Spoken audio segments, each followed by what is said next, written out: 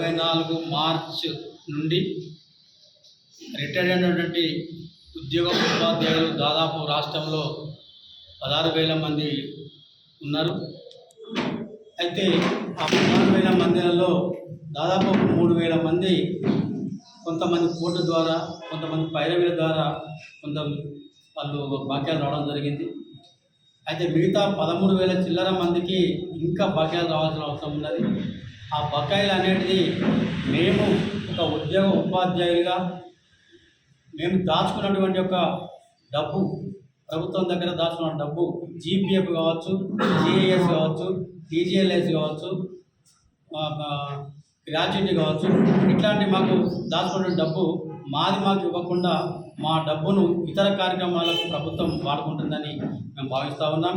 అట్లా వాడుకోవడం వల్ల చాలామంది రిటైర్ అయినటువంటి ఉపాధ్యాయులు వారు జీపీఎఫ్ నుంచి కానీ అమౌంట్ రాక వాళ్ళు చాలామంది శారీరకంగా, మానసికంగా, ఆర్థిక ఇబ్బందులకు గురై వాళ్ళు చేసిన అప్పులు తీర్చలేక, బిడ్డల పెళ్లిలు కానీ, ఇల్లు కట్టుకోవడం కానీ, ఈఎంఐలు కట్టలేక వాళ్ళు ఇబ్బంది పడుతున్న సందర్భంలో వాళ్ళు అనారోగ్యానికి గురై దాదాపు 40 మంది చనిపోవడం జరిగింది. ఆ 40 మంది లోపల వాళ్ళు చాలా ఆర్థిక పరిస్థితులు. ఇప్పటికీ మేము ఫోన్ చేసినాం, మన ధర్నా కార్యక్రమాన్ని ఫోన్ చేసినప్పుడు దాదాపు 200 మందికి ఫోన్ చేస్తే వాళ్ళు వాళ్ళ బాధని చెప్పుకున్నారు. సార్, నాకు పెరాల్సి వచ్చింది, నేను హాస్పిటల్లో ఉన్నా, నాకు డబ్బులు లేవు, నా ఇల్లుకు రెవెన్యూలు పోలీసులు వచ్చి నా ఇల్లు తాళం వేసిపోయింది సార్, నేను వేరే ఇళ్ళల్లో కిరాయి కొంటున్నాను వాళ్ళ బాధ చెప్పుకున్నది మాకు బాధ అనిపించింది.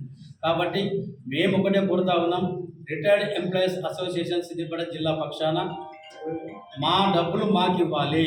మాకేదో బిచ్చం వేసినట్టుగా ఒకసారి జీపీఎఫ్, ఒకసారి జీఐఎస్, ఒకసారి రకరకాలుగా అట్లా కాకుండా గత ప్రభుత్వాలు ఏ విధంగా ఇచ్చినాయో రిటైర్డ్ కాగానే నెల 2 నెలల మొత్తం డబ్బులు కేటాయించినాయి.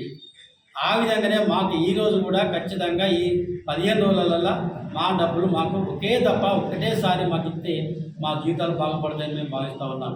చాలామంది మన ఎస్ఐ గారు, పాపం వరంగల్ ఎస్ఐ గారు, అతను బిడ్డ పెళ్లి చేస్తే కొంత అప్పు తెచ్చి పెళ్లి చేసిండు.